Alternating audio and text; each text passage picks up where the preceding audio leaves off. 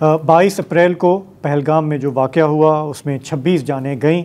तब से आज तक एक कशीदगी है पाकिस्तान भारत के दरमियान लाइन ऑफ कंट्रोल पे। पिछले 24 घंटों में वहाँ से भी रिपोर्ट्स हैं कि एक नर्वसनेस है और दोनों तरफ से इल्ज़ामात भी लग रहे हैं, दावे भी हो रहे हैं। ऐसे में अमरीकी वज़ीर ख़ारजा मार्को रूबियो ने पाकिस्तान भारत की क़यादत से आज रब्ता किया। उन्होंने यहाँ पर प्राइम मिनिस्टर शहबाज शरीफ से बात की, वहाँ पर उन्होंने वज़ीर ख़ारजा जयशंकर से बात की और अमेरिका की जो रिक्वेस्ट है वो ये कि जी आप रिस्ट्रेंट से काम लें और डायलॉग की तरफ जाएं ताकि जंग के माहौल से हटा जाए। लेकिन हम देख रहे हैं कि भारत में चाहे वो उनके बीजेपी के हुकाम हों या भारतीय मीडिया हो, उस पर एक जंगी जुनून सवार है और वो मोदी सरकार से कह रहे हैं कि आपने कहा था कि घुस कर जवाब दूंगा, तो वो जवाब अब तक क्यों नहीं आया। हमारी तरफ से आज नायब वज़ीर आज़म इसहाक़ डार साहब और ISPR के तर्जुमान ने एक लंबी प्रेस कॉन्फ्रेंस की और उन्होंने कहा कि जी कि हम हर तरह की दहशतगर्दी की मज़म्मत करते हैं और अगर भारत ने कोई एडवेंचर किया तो भरपूर मुंह तोड़ जवाब मिलेगा। ख़ित्ते को जंग की तरफ धकेलने की कोशिश की जा रही है। काम पे सीरियस रिजर्वेशन फ्लैग कर दी, इसके बावजूद we have offered okay fine, if हुआ है यू से दैट इट्स हुआ है तो please give the evidence to the neutral independent investigators. What is the problem about not having a probe? So अगर probe होगी तो only then we would know कि where do we stand. तो ये false flag जो है ये एक इनका ड्रामेटिक किस्म का ये इनका प्लान है। मिलिट्री कन्फ्रंटेशन का रास्ता अगर उन्होंने चुनना है तो ये उनकी चॉइस है, आगे ये किधर जाता है ये फिर हमारी चॉइस है। तो सवालात बहुत हैं। पहलगाम वाक़े के बाद भारत में भी सवाल उठ रहे हैं, यहाँ पे तो ज़ाहिर है कि उठ ही रहे हैं। भारत में बहुत सारे लोग अभी तक अब ये ओपनली कह रहे हैं कि जी कि ये अगर सिक्योरिटी फेलियर था, इंटेलिजेंस फेलियर था, इसकी ज़िम्मेदारी कौन लेगा। लाखों भारतीय फ़ौजी कश्मीर में, मकबूजा कश्मीर में मौजूद हैं, शहरियों की निगरानी करते हैं, ये वाक़या कैसे हो गया। ये भी सवाल उठ रहा है कि पाकिस्तान पर फ़ौरी तौर पर आतंकवाद होने का इल्ज़ाम लगा लेकिन सबूत अब तक सामने क्यों नहीं आ सका। ये भी वहाँ पे सवाल उठ रहा है कि वाक़या कश्मीर में हुआ, वहाँ की जो सियाहत है उसको एक ज़बरदस्त धचका लगा। जो एक पूरा बयानिया था कश्मीर नॉर्मलसी का वो समझें कि दफन हो गया, लेकिन उसके बाद जो रिएक्शन है, जो सिक्योरिटी ऑपरेशन है, उसमें भी कम से कम 2000 कश्मीरियों को उठाया गया है। दर्जनों जो है घर बॉम्ब किए गए हैं, तबाह किए गए हैं और डिस्क्रिमिनेशन के जो वाक़यात हैं, शिकायत हैं, वो उसका निशाना भी कश्मीरी हो रहे हैं।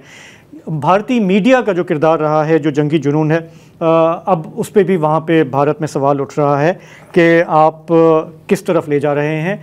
और ये भी एक तासुर उभर रहा है कि मोदी सरकार ने, मीडिया ने जो माहौल बना दिया है, क्या उसके बाद अब हुकूमत के पास कोई ऑप्शन नहीं है और वो कोई एडवेंचर करने के लिए मजबूर हैं। इसकी एक बाकायदा एक टर्मिनोलॉजी है और उसको कहते हैं कमिटमेंट ट्रैप, कि आप इतना आगे बढ़ जाएं कि आपको पीछे हटने की, आप अपने आप को कहते हैं ना, paint yourself into a corner. ये भी एक इशू है। एक और बड़ी मज़ेदार चीज़ हुई है भारत में पिछले कई घंटों में कि एकदम से एक ऐलान आया कि अभी जो पॉपुलेशन सर्वे वहाँ पे होने वाली है ना, आप समझेंगे एक तरह से सेंसस है, उसमें आपकी कास्ट मतलब ज़ात भी पूछी जाएगी।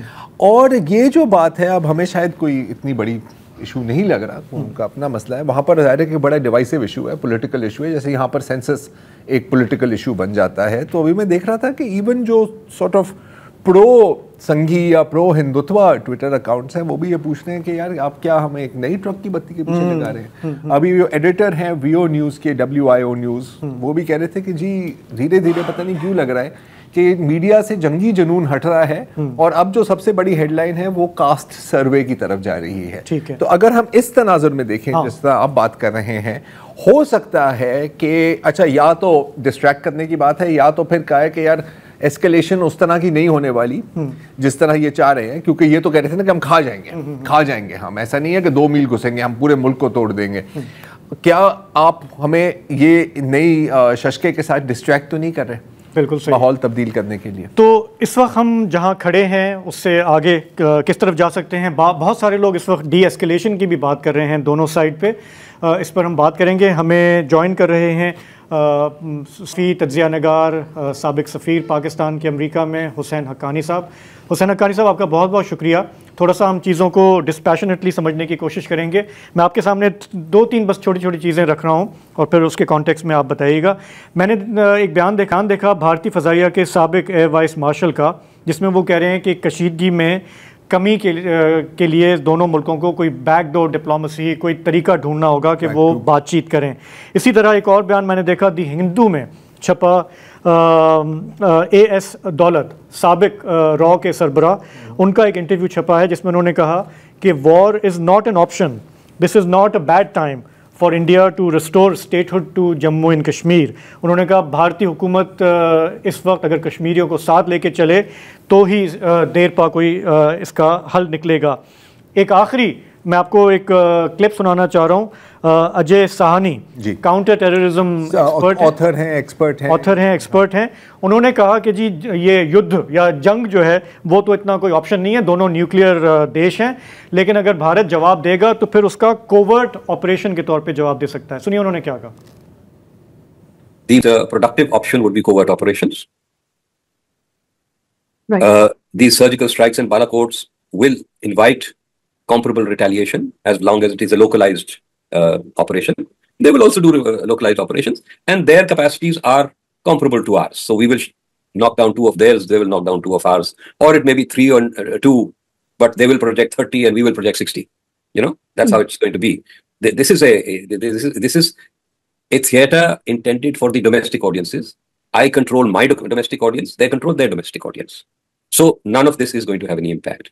The other option that everyone is screaming about is war. Well, I think that's the last thing either country can afford. There will be no victors in this war. This is not going to be a quick surgical operation for a few days and we are triumphant. Please note that, I mean, a country as strong as Russia compared to Ukraine thought it was going into a short surgical operation, and 3 years later it's still bogged down there. جی تو اس طرح کی گفتگو جو ہے آہستہ آہستہ shape ہو رہی ہے. حسین حقانی صاحب, میں آپ سے یہ جاننا چاہ رہا ہوں کہ اگر سب کوئی یہ ایڈمٹ کرتا ہے کہ war is not an option, اور یہ جو پہلے کیا تھا 2019 میں بھارت نے, اس کا بھی کوئی خاص فائدہ نہیں ہوا, آپٹکس کی حد تک ٹھیک ہے, تو اب اگر ڈی ایسکیلیشن کی طرف جانے کی خواہش ہے کہیں پہ, تو وہ کیسے آگے بڑھے گی؟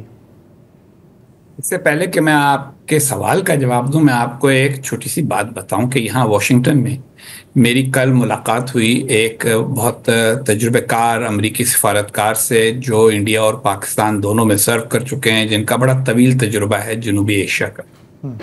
تو مجھے دیکھتے ہی انہوں نے پہلے تو بجائے اس کے کہ سلام کرتے یا کچھ کرتے, انہوں نے ہنسنا شروع کر دیا. تو میں آگے بڑھا اور میں بھی تھوڑا سا مسکراتا ہوا گیا. میں نے کہا کہ کیا ہوا؟ کہنا ہے کہ mad people always reflect their madness every 4-5 years.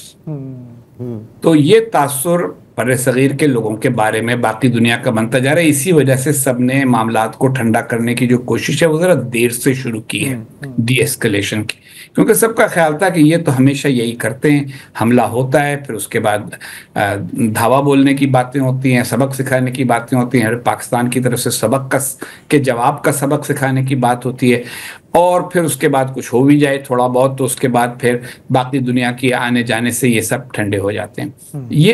یہ حقیقت یہ ہے کہ اس بار معاملات ذرا زیادہ بڑھ گئے ہیں, لیکن باقی دنیا جو ہے وہ اس بار پہلے سے کم انوالوڈ ہے, اور اس کا سبب یہ ہے کہ ان کا یہ خیال ہے کہ پاکستانیوں کو اور بھارتیوں کو دونوں کی قیادتوں کو یہ پتہ ہے کہ کاسٹ کیا ہوگی. بھارت کی اکانومی ٹیک آف کر رہی ہے, پاکستان کی اکانومی ریکور کر رہی ہے. اب ایسے موقع کے اوپر جنگ دونوں میں سے کسی کو سوٹ نہیں کرتی, اور جنگ جو ہے وہ ہمیشہ انپریڈکٹیبل ہوتی ہے. اجے ثانی صاحب نے مثال دی یوکرین اور روس کی. اگر آپ اس زمانے کے شروع کے تجزیے پڑھیں تو روسی تجزیے یہ تھے کہ 10 دن اور دوسرے تجزیے یہ تھے کہ 15-20 دن معاملہ ہو جائے گا, لیکن اب تک 3 سال ہو گئے چل رہی ہے, اور ان دونوں کے وسائل بھی اس میں ضائع ہو رہے ہیں, جبکہ ان کے پاس وسائل اس سے کہیں زیادہ ہیں جو بھارت اور پاکستان کے پاس ہیں. دیکھیے چند باتیں اور بھی ہیں جو اہم ہیں. دہشت گردی ہوئی, بری ہوئی, 26 افراد کو بالکل بہیمانہ طریقے کے ساتھ قتل کیا گیا، ان کا مذہب پوچھ کے ان کو قتل کیا گیا، ان کو بے لباس کر کے یہ تعین کرنے کے لیے کہ ان کا مذہب کیا ہے. یہ اچھی بات نہیں ہے، نہ یہ پاکستانیوں کے نقطہ نظر سے اچھی بات ہے، نہ یہ بھارت کے نقطہ نظر سے اچھی بات ہے. بدقسمتی یہ ہے کہ کیونکہ ہمارے ہاں ایک نیم جنونی کیفیت ایک دوسرے کے حوالے سے ہوتی ہے، اس لیے چند منٹ کے اندر اندر واقعہ ہونے کے بھارت سے پاکستان پر الزام لگا دیا گیا، اور پاکستان نے بھی ایک بغیر اس کے کہ کوئی ہمدردی دکھاتے ہم ان لوگوں کے ساتھ جن کے ساتھ ظلم ہوا ہے، ہم نے فوراً یہ شروع کر دیا، فالس فلیگ آپریشن ہو گیا. اب جا کے بات ہو رہی ہے کہ کوئی تحقیق ہونی چاہیے. حقیقت یہ ہے کہ کبھی بھی الزام بغیر تحقیق کے لگایا ہی نہیں جانا چاہیے. جب جعفر ایکسپریس ہوا تھا، ہمارے بعض میڈیا کے چینلز نے شروع کر دیا تھا کہ جی یہ بھارتیوں نے کرایا ہے، ہمیں پتہ ہے، فون پہ باتیں ہو رہی ہیں، بھارتی آدمی بیٹھا ہوا ہے افغانستان میں. تو یہ ایک دونوں ملکوں کی سائیکی بن گئی ہے، اور دونوں اس سائیکی کے مطابق ایک دوسرے کے ساتھ برتاؤ کرتے ہیں. اب آ جائیے کہ یہ کیسے ڈی ایسکلیٹ ہوگی. میرا خیال ہے کہ ڈی ایسکلیشن کا پروسیس اب تھوڑا بہت شروع ہو رہا ہے. دونوں رہنماؤں سے بات ہو چکی ہے، امریکہ کے سیکرٹری خارجہ کی، متحدہ عرب امارات کے وزیر خارجہ کی بات ہو چکی ہے، سعودی عرب کے وزیر خارجہ بات کر چکے ہیں، چینی قیادت بات کر چکی ہے. ہر ایک نے بہت محتاط زبان میں بیانات دیے ہیں. امریکہ نے، مغربی ممالک نے پہلگام کے واقعے کے بعد بھارت سے ہمدردی کا بھی اظہار کیا، اور یہ بھی کہا کہ ہم دہشت گردی کے خلاف بھارت کے ساتھ کھڑے ہیں، لیکن کسی نے نام لے کر پاکستان کی مذمت نہیں کی.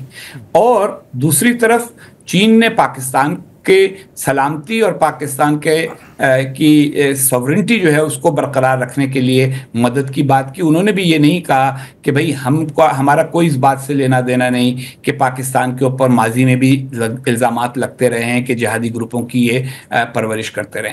اب اس کا جو طویل المیعاد حل ہے، یہ تو ڈیفیوز ہو جائے گا کسی نہ کسی طرح. ممکن ہے کہ کوئی چھوٹا موٹا سرجیکل سٹرائک کرنے کی وہ کوشش کریں، پاکستان سے اس کا کیا جواب ہوتا ہے یہ اگلے چند دن کے اندر واضح ہو جائے گا. لیکن جو طویل المیعاد اس کا حل ہے وہ تو یہ کہ یہ ہر 4 سال بعد 5 سال بعد ہم اس چوراہے پر کیوں پہنچتے ہیں، اور اس پہ پہنچنے کی بجائے کیا کوئی ایسا پروسیس شروع ہو سکتا ہے جس کے نتیجے میں ہمارے ہاں لوگ یہ تقریریں بند کر دیں کہ ہندو مسلم تنازع جو ہے وہ ازلی ابدی ہے، اور بھارت میں بھی جو ہندوتو کے حامی ہیں وہ یہ باتیں کرنی بند کر دیں کہ مسلمانوں کو سبق سکھانا ضروری ہے اور پاکستان کو ہم ختم کر دیں گے، جو کہ ان کو معلوم ہے کہ وہ نہیں کر سکتے. ویسے بھی پاکستان، بنگلہ دیش اور بھارت کے مسلمان ملا کے کچھ 650-700 ملین مسلمان ہیں بر صغیر میں، ان کو وہ وش اوے نہیں کر سکتے. اور اسی طریقے کے ساتھ ہم یہ بھی ہم وش اوے نہیں کر سکتے کہ بھارت ایک رائزنگ پاور ہے، اکنامک پاور ہے، اور دنیا میں اس کے اچھے تعلقات ہیں. تو کیوں نہ ٹھنڈے دل سے ان معاملات پر بات چیت کرنے کا کلچر پیدا کیا جائے، اور اس موجودہ بحران سے نکلنے کے بعد آئندہ کے بحرانوں کا دروازہ بند کرنے کی کوشش کی جائے. حقانی صاحب، اس میں کشمیر کے اسٹیٹ ہوڈ حالی یہ کتنی پلازیبل ہے، ہو سکتی ہے نہیں ہو سکتی ہے، تھوڑا اس پہ بات کریں گے.